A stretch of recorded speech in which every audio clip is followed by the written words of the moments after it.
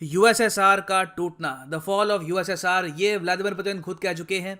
इनके हिसाब से एक बहुत ही बड़ी जियोपॉलिटिकल ट्रेजेडी थी, परहैप्स पिछले 100 साल की सबसे बड़ी जियोपॉलिटिकल ट्रेजेडी। ये अपने आप में एक बहुत बड़ी जीत थी अमेरिका के लिए, पाकिस्तान के लिए, मैं कहूँगा इवन वेस्टर्न यूरोप के लिए, इंडिया के लिए। ये न्यूज़ शॉकिंग थी जब 1991 में जो एक बहुत ही बड़ा देश था जिसको इंडिया प्राउडली कहता था इंडिया का परहैप्स बेस्ट जियोपॉलिटिकल फ्रेंड है, ये कंट्री अचानक से टूट जाता है 1991 में। 15 देशों में टूट के बिखर जाता है यूएसएसआर। और उस वक्त यहाँ पर आप देख पाओगे इस तरीके से न्यूयॉर्क टाइम्स ने इसको कवर किया था, declaring death to the Soviet Union. American खुश थे।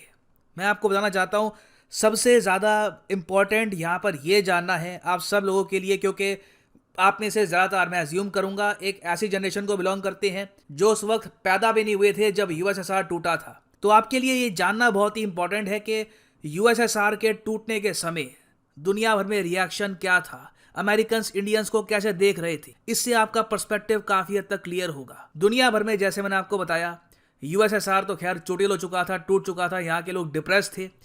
अमेरिकन्स खुशियाँ मना रहे थे कि कोल्ड वॉर का हमारा राइवल खुद ही अपने आप बिखर गया, कोई न्यूक्लियर वॉर नहीं करनी पड़ी, कोई मिसाइल नहीं चलाना पड़ा, यहाँ पर हमारा दुश्मन अपने आप ही डिस्ट्रॉय हो गया।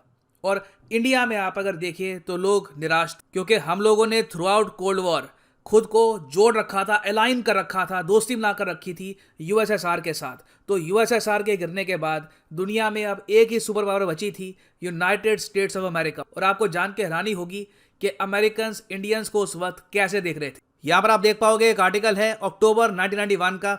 यूएसएसआर एक्चुअली धीरे धीरे कई महीनों में आराम से टूटा था और उस वक्त अमेरिकन मीडिया ने बहुत ही प्लेजर लेकर पहली बात तो यूएसएसआर का टूटना ऑब्जर्व किया। उसके बाद कई अमेरिकन जर्नलिस्ट जो इंडिया में मौजूद थे उन्होंने इस तरीके से ये बात रिपोर्ट करी। लिटरली इन्होंने यहाँ पर ये सेंटेंस यूज़ किया था भारत के लिए कि इंडिया फील्स ऑर्फन्ड। इंडिया को ऐसे लग रहा है कि जो आप कह लीजिए गार्डियन जो देश था उसका, जो आइडियोलॉजिकली, स्ट्रैटेजिकली, इकोनॉमिकली हर तरफ से भारत की हेल्प करता था, ये देश अचानक से गायब हो चुका है। और यहाँ पर आप कह सकते हैं ठीक है अमेरिकन का खुश होना समझ में आता है, मगर पाकिस्तानी जितना यहाँ पर खुश क्यों हो रहे थे। वेस्टर्न यूरोप के साथ पाकिस्तान खुशियां इसलिए मना रहा था क्योंकि 1971 वॉर में, जिस वॉर में पाकिस्तान का विभाजन हुआ, बांग्लादेश टूट कर एक अलग से देश बन गया, उस वॉर में यूएसएसआर का क्रिटिकल रोल था। अगर यूएसएसआर उस वॉर में भारत का साथ ना देता तो आज के समय बांग्लादेश भी, मॉडर्न डे बांग्लादेश भी पाकिस्तान का पार्ट होता।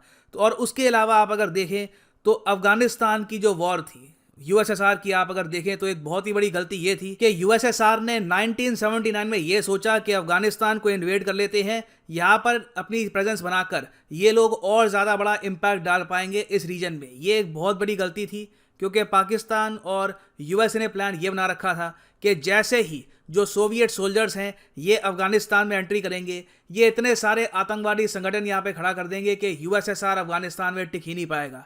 तो 10 साल तक लगातार 1979 से लेकर 1989 के बीच तक पाकिस्तान और यूएसए तालिबान को सपोर्ट करते रहे, तालिबान को खड़ा किया। और तालिबान का काम सिंपली ये था कि जो भी यूएसएसआर के सोल्जर्स यहाँ पर आ रहे हैं उनका जीना बिल्कुल हेल कर दो, अटैक करते रहो, उनको लॉसेस करो, उन पर इतने लॉसेस कर दो कि एक टाइम पे यूएसएसआर कहे कि बहुत ज़्यादा यहाँ पर हमारे सोल्जर्स जान गंवा चुके हैं, हमको वापस जाना होगा, अफगानिस्तान को ये लोग कंट्रोल नहीं कर सकते। तो पाकिस्तान एक्चुअली खुश इस बात को लेकर था कि जिस कंट्री ने उनके देश को नुकसान पहुंचाया था 1971 वॉर में, उस कंट्री के विभाजन में उनका क्रिटिकल रोल था। क्योंकि अफगानिस्तान से जैसे ही यूएसएसआर भागकर निकल गया, उसके बाद से इस कंट्री का मोराल टूट चुका था और विद इन 2 ईयर्स पूरा देश ही बिखर गया। मगर यहाँ पे ऑब्वियसली आप क्वेश्चन पूछ सकते हैं कि क्या जेन्युइनली जैसा लोग सोचते हैं यही ट्रुथ है कि अफगानिस्तान में हारने के बाद यूएसएसआर टूट गया? क्या यही मेन रीज़न था? क्या पॉसिबल है कि इतनी बड़ी सुपर पावर जो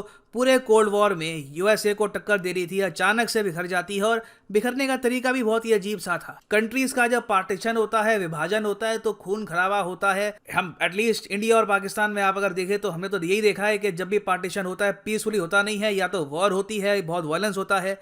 मगर यूएसएसआर का आप अगर पार्टीशन देखें, जो इनका डिसोल्यूशन हुआ था उसको आप अगर देखें तो रादर पीसफुल था, इतना वायलेंस आपस में लोगों ने किया नहीं। हाँ, मैं ये जरूर कहूंगा कि एक बार जब ये देश टूट के बिखर गया 15 देशों में, उसके बाद देखा गया कि बिल्कुल रशिया ने बाकी जो आसपास के कंट्रीज हैं उनके खिलाफ अग्रेशन किया है और आज भी जो 1991 में पार्टीशन हुआ था उसके जख्म लगातार ताज़ा होते रहते हैं। ना ये समझने के लिए कि ये कंट्री यूएसएसआर 15 देशों में क्यों बिखरा था, आपको पहले जानना होगा कि यूएसएसआर बना कैसे था। ना यूएसएसआर की जो कहानी है ये स्टार्ट होती है वर्ल्ड वॉर 1 से, मतलब कि 1914 से लेकर 1918 के बीच में जो प्रथम विश्व युद्ध हो रहा था उस टाइम आप अगर देखो तो दुनिया काफ़ी हद तक बढ़ चुकी थी। एक तरफ थे एलाइड पावर्स, दूसरी तरफ आप अगर देखो तो यहाँ पर थी सेंट्रल पावर। सेंट्रल पावर्स में of course German, Ottoman Empire, Bulgaria, Austro Hungarian Empire और इन सब के खिलाफ France, UK, Russian Empire, Italy, US, Japan ये सब खड़े थे। और हाँ बिल्कुल वेरी इंटरेस्टिंग टू नो, मगर वर्ल्ड वॉर 1 में यूएस, जापान और रशियन एम्पायर एक साइड में थे, मिल के लड़ रहे थे इन सेंट्रल पावर से। Now world war 1 actually Russia बहुत ही आराम से जीत रहा था, मगर अचानक से क्या होता है कि रशिया में इंटरनल प्रॉब्लम स्टार्ट हो जाती है। और आज के समय कई हिस्टोरियंस, जियोपॉलिटिकल थिंकर्स ये कहते हैं कि ये इंटरनल प्रॉब्लम स्टार्ट करी थी जर्मनी ने। जर्मनी को ये पता था कि रशियन एम्पायर को अगर वर्ल्ड वॉर 1 से बाहर करना है, वर्ल्ड वॉर 1 के बीच से ही इसको बिल्कुल बाहर करना है, तो इंटरनली डिस्टर्बेंस क्रिएट कर दो। इंटरनल डिस्टर्बेंस कैसे क्रिएट होती है? उस वक्त रशियन एम्पायर पे राज कर रहे थे जार निकोलस II। इस वक्त तक यूएसएसआर फॉर्मेशन नहीं हुई थी, कम्युनिज्म का कोई नामो निशान नहीं था, रशिया में एक राजा रूल कर रहे थे। अचानक से क्या होता है कि 1917 में इनके खिलाफ बहुत ही बड़े स्केल पर बगावत स्टार्ट हो जाती है। लेनिन जैसे कई रेवोल्यूशनरीज एक के बाद एक इनके सामने खड़े होते हैं, एक कम्युनिस्ट रेवोल्यूशन आता है पूरे देश में और जर्मन एम्पायर बिल्कुल पूरी कोशिश करता है कि जो ये कम्युनिस्ट रेवोल्यूशन जार के खिलाफ चल रहा है इसको ये और भड़काए, क्योंकि अगर रशिया इंटरनली बिजी हो जाएगा तो वर्ल्ड वॉर 1 में पार्टिसिपेट कहाँ से करेगा। हो सकता है कि अगर रशिया पहले ही पुल आउट कर दे वर्ल्ड वॉर 1 से तो शायद Ottoman Empire, Germany, Austro Hungarian Empire ये सब जीत जाए वर्ल्ड वॉर 1। तो इसलिए जर्मन्स आज भी कहते हैं कि 1917 में रशिया में जो बहुत सारे कम्युनिस्ट मिलकर रेवोल्यूशन लाने की कोशिश कर रहे थे उसके पीछे जो जर्मन एम्परर्स थे उनका क्रिटिकल रोल था। और कुछ हिस्टोरियंस तो यहाँ पर यह भी कहते हैं कि जब व्लादिमीर लेनिन, जो अपने आप पे रशियन थे मगर खुद को इन्होंने एग्जाइल कर रखा था रशियन एम्पायर से, ये रह रहे थे उस वक्त स्विट्जरलैंड में, ये वेट कर रहे थे कि कब रशिया के राजा के खिलाफ इतनी बगावत हो जाए कि फिर मैं यहाँ पर लौटूं और लोगों को यहाँ पर बताऊं कि दोस्तों आप सबको अब फॉलो करना है कम्युनिज्म। मैंने बहुत सा समय बताया है स्विट्जरलैंड में, जर्मनी में, और यहाँ पर मैंने कार्ल मार्क्स नाम का एक जो व्यक्ति है उसका लिटरेचर पढ़ा, उसे काफ़ी कुछ सीखने को मिला। और मैं ये मानता हूँ कि कार्ल मार्क्स ने जो कहा था वो सब अगर हम रशिया में अप्लाई कर दें तो रशिया की सारी जो प्रॉब्लम्स हैं जैसे कि भुखमरी, गरीबी, अनएम्प्लॉयमेंट सब सॉल्व हो जाएगी। तो अचानक से क्या होता है कि 1917 में वर्ल्ड वॉर 1 के बीच में व्लादिमीर लेनिन यहाँ से रवाना होते हैं स्विट्जरलैंड से और ऊपर जो नॉर्दर्न रूट है यहाँ से पहुँच जाते हैं रशिया में। अच्छा, ऊपर से क्यों जाते हैं, सीधा क्यों नहीं जाते? सीधा इसलिए नहीं जाते क्योंकि यहाँ पर तो चल रही थी वॉर, वर्ल्ड वॉर 1 का टाइम था, जर्मन एम्पायर और रशियन एम्पायर आपस में वॉर में थे, तो इनको जो न्यूट्रल कंट्रीज थी वहाँ से चुपके से सेंट पीटर्सबर्ग में भेजा गया। ना यहाँ पर मैं ये बात क्लियर कर दूँ, लेनिन ऑब्वियसली ये नहीं चाहते थे कि रशिया डिस्टेबलाइज हो जाए।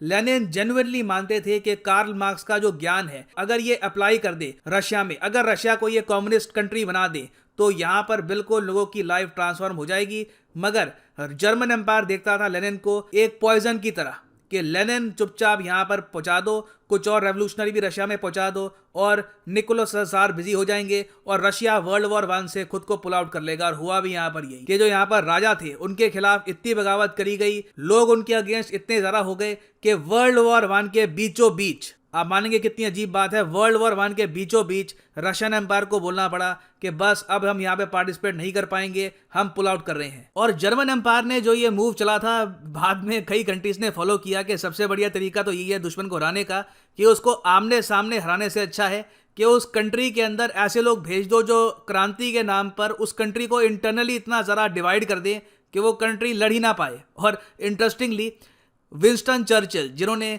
यूके को लीड किया था वर्ल्ड वॉर 2 में, विंस्टन चर्चिल ने भी एक बार को ये कह दिया था कि व्लादिमीर लेनिन को रशिया में भेजा गया था जर्मन्स द्वारा, उसी तरीके से जैसे कि आपको अगर मान लो एक बहुत ही बड़े शहर की पानी की सप्लाई को पॉइजन करना है ना, तो पानी जहाँ पे वो सप्लाई करते हैं सारे नागरिकों को, वहाँ पे आप बीमारी डाल दो कोई ना कोई, ताकि पूरा जो शहर है वो पीड़ित हो जाए। उसी तरीके से लेनिन को भेजा गया था। अगेन ये एक कोट है बाय विंस्टन चर्चिल, इसको आप सर्च कर सकते हैं। हालांकि यहाँ पे आप मुझसे क्वेश्चन पूछ सकते हैं, मगर how does this make sense? History तो हमको ये बताती है, अगर आपने थोड़ा बहुत इसके बारे में पढ़ा हो, कि व्लादिमीर लेनिन ने तो नींव रखी थी यूएसएसआर की, और यूएसएसआर बाद में एक सुपर पावर बना। तो ये हम कैसे कह सकते हैं कि व्लादिमीर लेनिन ने एक तरीके से जर्मनी का काम किया? देखो, उस वक्त लेनिन ने जर्मनी का काम पूरा कर लिया था, क्योंकि जर्मन एम्पायर का जो मेन यहाँ पर ऑब्जेक्टिव था कि रशिया बाहर अपने आप को पुल आउट कर ले फ्रॉम वर्ल्ड वॉर वन, ये हो चुका था। हालांकि तब भी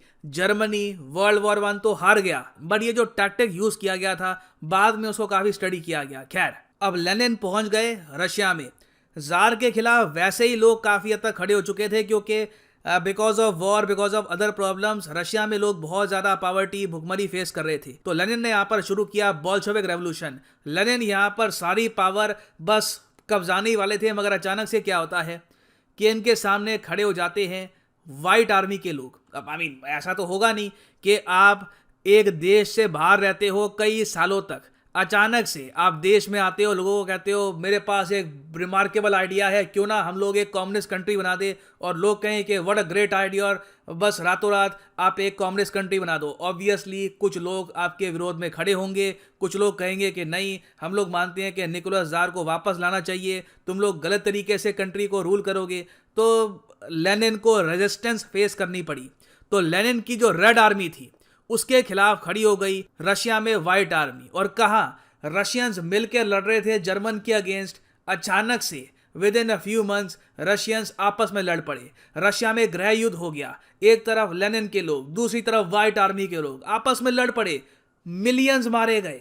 बताया जाता है कि 70 लाख से लेकर ऑलमोस्ट 1 करोड़ लोग भी मारे गए थे रशियन सिविल वॉर में। आप सोच कर देखिए कितना बड़ा डिजास्टर है इस देश के लिए। मगर इन दी एंड होता क्या है, रशियन सिविल वॉर जब खत्म होती है तो वहां पर जीत होती है व्लादिमीर लेनिन की। रेड आर्मी जीत जाती है, कम्युनिस्ट आर्मी की यहाँ पर जीत होती है, और पूरे देश में कम्युनिज्म फैला दिया जाता है। धीरे धीरे हम देखते हैं कि रशियन एम्पायर के जो भी सिंबल्स थे सब हटा दिए जाते हैं, और इवेंचुअली 1922 में यूएसएसआर का जन्म होता है।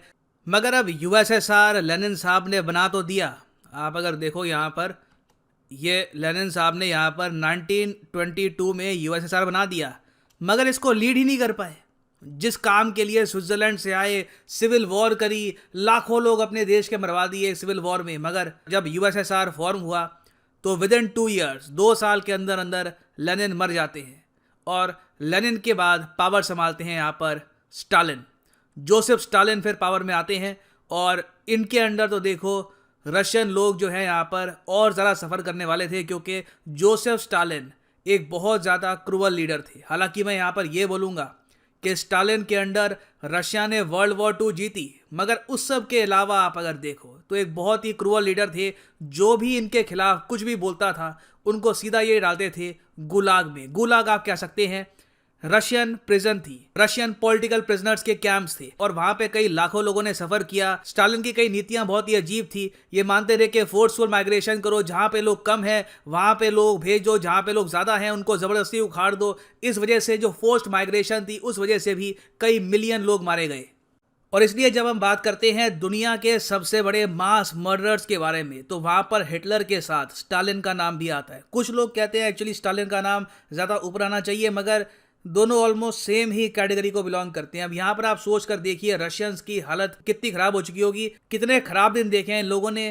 पहले वर्ल्ड वॉर 1 झेली, उसके बाद इंटरनल वॉर हो गई, उसके बाद स्टालिन यहाँ पे आ गए। खैर, दुनिया में आप अगर देखें तो सबसे बड़े मास मर्डर माने जाते हैं माओ जेडोंग। खैर, बहुत लोगों ने मरवाया, करीब 70 मिलियन के आसपास, 7 करोड़ के आसपास। उसके बाद चंगेज खां, चियांग काई शेक, ये भी चाइना के ही थे, और एडोल्फ हिटलर, इसका नाम यहाँ पे आएगा। मगर इवेंचुअली आप अगर देखोगे तो रैंक 7 पे कहा जाता है कि जोसेफ स्टालिन का भी यहाँ पे नाम आता है। स्टालिन ने अपने पूरे टेन्योर में सिर्फ रूथलेसनेस दिखाई थी, और स्टालिन का खुद पे कॉन्फिडेंस इतना था, इसने ओपनली ये कहा था कि जिस दिन मैं मर गया ना, उस वक्त अमेरिका और यूरोप की बाकी ताकतें यूएसएसआर को बर्बाद कर देगी। मैं जो करता हूँ वो करना ज़रूरी है, जो भी मेरे खिलाफ बोलेगा उसको मुझे सज़ा देनी होगी for the sake of USSR. ना यहाँ पर आप पूछ सकते हैं तो वाह, यूएसएसआर के फिर अच्छे दिन कब आए? ये सुपर पावर फाइनली इसने राइज किया कब? क्योंकि अब तक तो हम यही देखते आ रहे हैं कि डेथ्स हो रही हैं लगातार, एक के बाद एक वॉर हो रही है। देखो, स्टालिन के मरने के बाद मैं कहूँगा फाइनली यूएसएसआर ने कुछ हद तक जो वर्ल्ड एवरेज जीडीपी पर हेड थी उससे ऊपर उठना स्टार्ट किया। नहीं तो वैसे आप अगर देखें तो जो union of Soviet socialist Republic है यूएसएसआर, इसकी जीडीपी पर हेड बहुत ही ज़्यादा गिर चुकी थी बिकॉज ऑफ लेनिन। अब लेनिन कह लीजिए या फिर जो भी हुआ था वर्ल्ड वॉर वन के दौरान, निकोलस जार को हटाया गया, कम्युनिज्म आ गया यूएसएसआर में। इस पूरे टाइम में बहुत ज़्यादा लॉस हुआ यूएसएसआर को। और उसके बाद स्टालिन के दौर में भी आप अगर देखो तो एक काफ़ी बड़ी डिप आपको दिखेगी। मगर जैसे ही स्टालिन की मौत होती है 1953 में, उसके बाद यूएसएसआर का एक ऐसा दौर आता है जहां पर ये टेक्नोलॉजी में बहुत तरक्की करते हैं, ये स्पेस रेस में यूएसए को चैलेंज करते हैं, ये दुनिया की पहली सैटेलाइट लॉन्च करते हैं स्पुतनिक 1। यूएसएसआर दुनिया का पहला देश बनता है जो एक ह्यूमन बीइंग को स्पेस में भेजता है। यूरी गैगरिन की मैं बात कर रहा हूं। यूएसएसआर पहला देश बनता है जो एक फीमेल को अंतरिक्ष में भेजता है। और इस दौरान हम देखते हैं कि यूएसएसआर अब जियोपॉलिटिकली भी काफी एक्टिव हो जाता है। इंडिया के साथ ये एक बहुत ही इंपॉर्टेंट फ्रेंडशिप स्टार्ट करते हैं। यूएसएसआर ने इंडिया का वेरियस तरीके से सपोर्ट किया। जब भी इंडिया में आप मान लीजिए फूड की कमी पड़ती थी, हमें फाइनेंसेस चाहिए थे, लोन चाहिए थे, हम हमेशा देखते रहे यूएसएसआर को। हमें वेपन्स चाहिए थे। Basically 1960s 70s early 80s तक आप कह लीजिए गोल्डन पीरियड था बिटवीन यूएसएसआर एंड इंडिया। दोनों कंट्रीज़ ने एक दूसरे को बहुत सपोर्ट किया।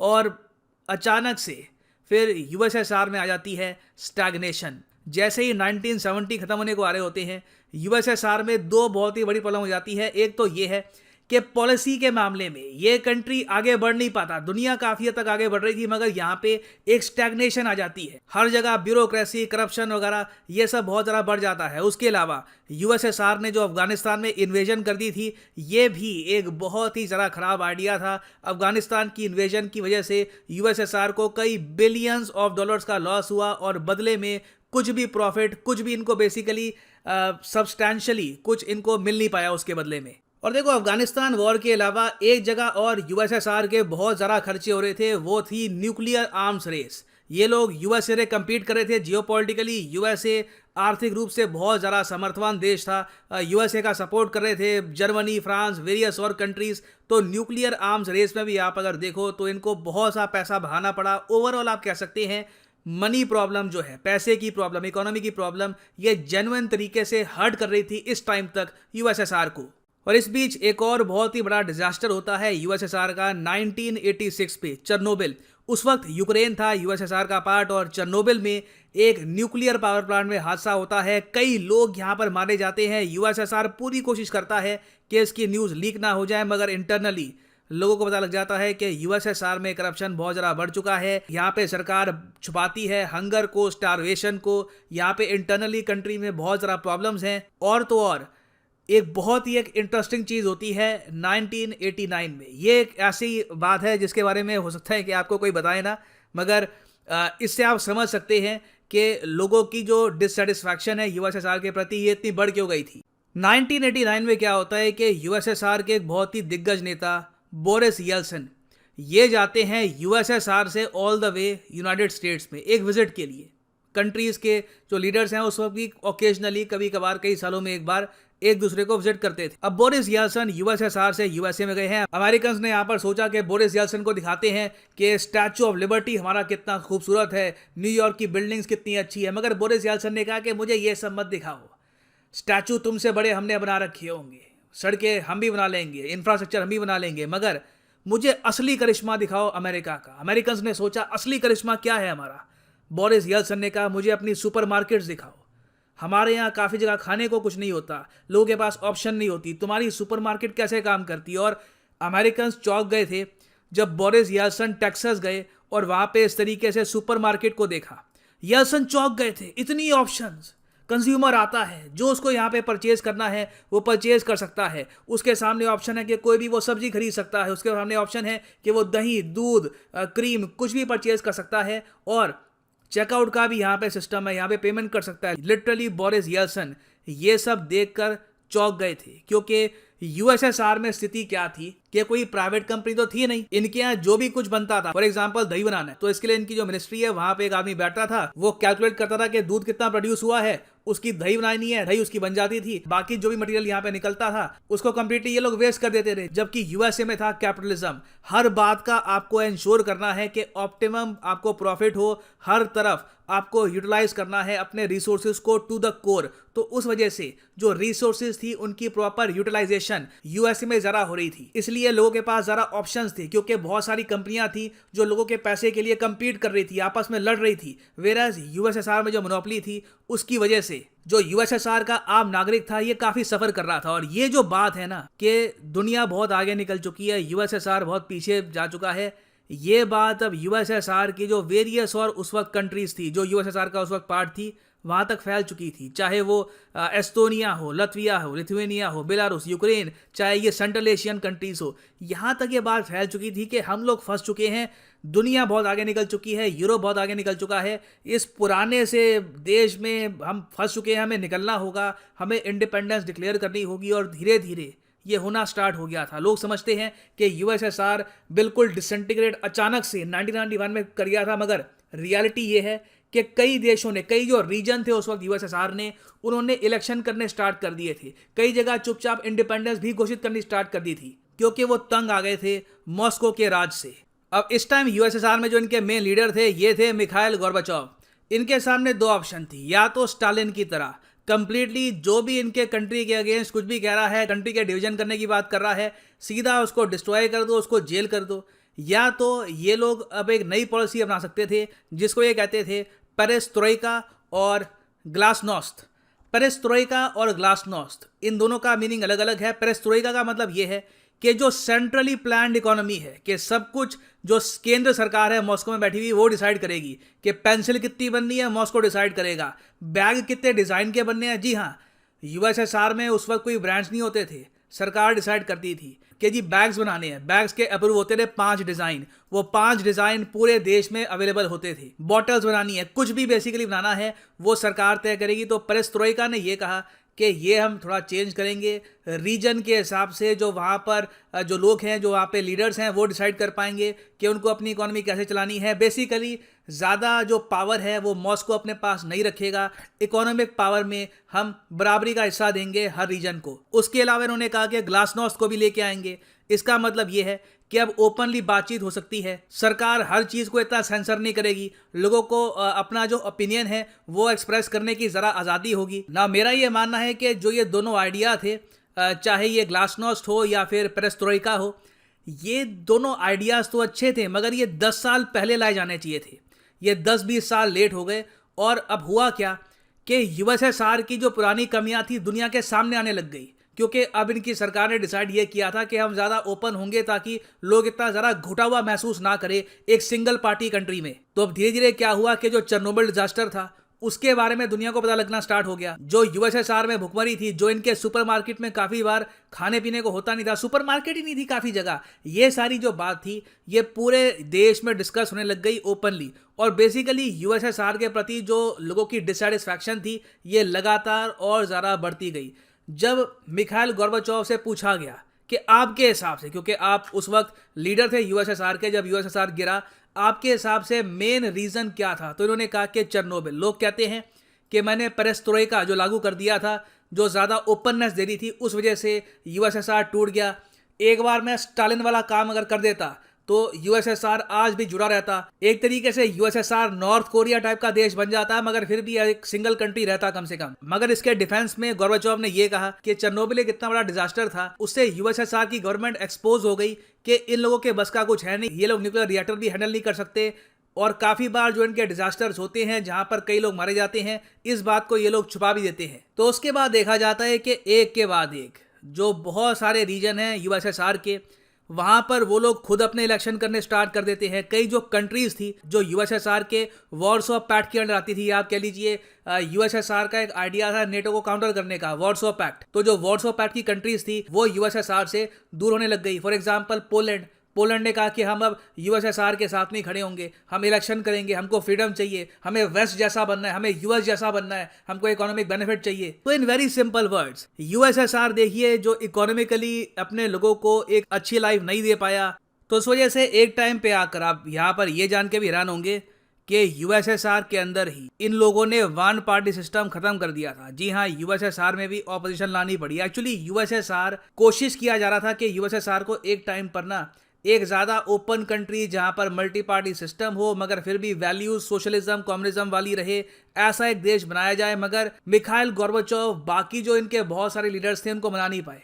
मैं सिंपली यहाँ पर यही कहूँगा कि जो डेथ है यूएसएसआर की, सोवियत यूनियन की, ये एक बहुत ही बड़ा फेलियर है मिखाइल गोर्बाचोव का। इनकी जगह शायद अगर व्लादिमीर पुतिन होते उस वक्त यूएसएसआर के लीडर, तो शायद यूएसएसआर टूटता भी ना, वो एक बार को देश को जोड़ के भी रखते। मगर ये एक मैटर करता है कि अगर एक कैरिज्मेटिक लीडर हो, उसको पता हो कि लोगों से कैसे बात करनी है, कम्युनिकेट कैसे करना है, तो वो देश को भी जोड़ के रखता है। तो खैर एक एक करके देखा गया कि जैसे जैसे जो ओपननेस है यूएसएसआर में बढ़ती गई, लोगों के जो पुराने यहाँ पे दुख दर्द हैं ये सामने आए और एक एक करके जो रीजन्स हैं उन्होंने बोल दिया कि हम अब यूएसएसआर का पार्ट नहीं रहेंगे। लीडर्स के पास ऑप्शन थी मिलिटरीली उनको अपने पास रखो, मगर एक टाइम पे इतने सारे रीजन अलग हो चुके थे, चाहे यूक्रेन हो, बेलारूस हो, लतविया, लिथुएनिया, किस किस को पकड़ के वापस लाते। इवेंचुअली पूरा यूएसएसआर बिखर गया। और यूएसएसआर के बिखरने के बाद जो मेन आप कह लीजिए सक्सेसर निकल के आया यूएसएसआर का, वो था रशियन फेडरेशन। और यहाँ पर आप देख पाओगे रशियन फेडरेशन भी एक टाइम पर काफ़ी स्ट्रगल कर रहा था। यहाँ पे जो ईयर आप देख पाएंगे 1991 1992 के आसपास, यहाँ पे बिल्कुल डिस्ट्रॉय हो गया यूएसएसआर। उसके बाद प्रेसिडेंट बने बोरिस येल्सन। येल्सन से इकोनॉमी संभाली नहीं गई रशिया की, रशियन इकोनॉमी और ज़रा कोलैप्स कर रही थी। फिर उसके बाद अचानक से आते हैं व्लादिमीर पुतिन 1999 अर्ली 2000 में, और फिर आप देखिए जो जीडीपी है इन पीपीपी टर्म्स ये किस तरीके से राइज करती है during Vladimir Putin tenure. Vladimir Putin और दिमित्री मेदवेदेव ने काफ़ी हद तक रशियन फेडरेशन को संभाल लिया, नहीं तो एक बार को हो सकता था कि रशियन फेडरेशन भी आगे और ज़्यादा टूट जाता। मगर यहाँ पे आप पूछ सकते हैं पर आज भी हम यूएसएसआर की जो डिसइंटीग्रेशन है इसको याद क्यों रखते हैं। देखिए याद इसलिए रखते हैं क्योंकि जो यूएसएसआर के साथ हुआ उससे लेसन लिया यहाँ पर चाइना ने सीख लिया कि अगर लोग डिससेटिस्फाइड रहेंगे एक सिंगल पार्टी कंट्री में, तो पॉसिबिलिटी है कि वो कंट्री बिखर सकता है। और आज भी आप अगर देखें तो चाइनीज लोगों का सबसे बड़ा डर यही है कि जो यूएसएसआर के साथ हो गया था वो कभी हमारे साथ ना हो जाए। और इसलिए आप देखेंगे कि कई चाइनीज जर्नलिस्ट आज भी कहते हैं कि Russia that succeeds USSR has since then been humiliated and squeezed by USA and west, China will never repeat the fate of USSR. China के लिए ये मैं कहूँगा एक नाइटमेयर जैसा है कि यूएसएसआर के साथ जो हुआ था इनके साथ भी हो सकता है। तो चाइना बार बार यही कहता रहता है कि जो गलतियां यूएसएसआर ने करी थी वो हम कभी भी नहीं करेंगे। और फाइनली यहाँ पर मैं ये भी ऐड कर दूं कि अगर आप यूपीएससी एग्जाम के लिए जेन्युइनली प्रिपेयर करना चाहते हैं तो कमेंट सेक्शन में जाओ, यहाँ पे आपको मिलेगा ये लिंक, इस लिंक पे करिए क्लिक और यहाँ पे आप परचेज कर पाएंगे ये यूनिक कॉम्बो पैकेज जिसके अंदर आप यूपीएससी प्रीलिम्स, मेंस, ऑप्शनल तीनों की ही तैयारी कर सकते हैं इन अ सिंगल परचेज। ये सारे कोर्सेज आप अलग अलग परचेज करेंगे तो आपको 15,000 रुपीज़ एक्स्ट्रा पे करने होंगे। तो सिंपली यहाँ पे आपको क्लिक करना है पिक ए प्लान पर, और अगर आपके पास अभी टाइम है, अगर आप एक कॉलेज स्टूडेंट हैं, 2-3 साल का टाइम है, तो आप परचेज कर सकते हैं 24 महीने का कोर्स या फिर इवन 36 महीने का कोर्स। मगर जो प्राइसेस यहाँ पर लिखे हैं you do not have to pay these prices. Simply यहाँ पर क्लिक करो PD10 पर and the prices shall fall. So use the code PD10 and save your hard earned money. So इसी नोट के साथ ये है वीडियो का अंत। Thank you for listening and as always God bless you all.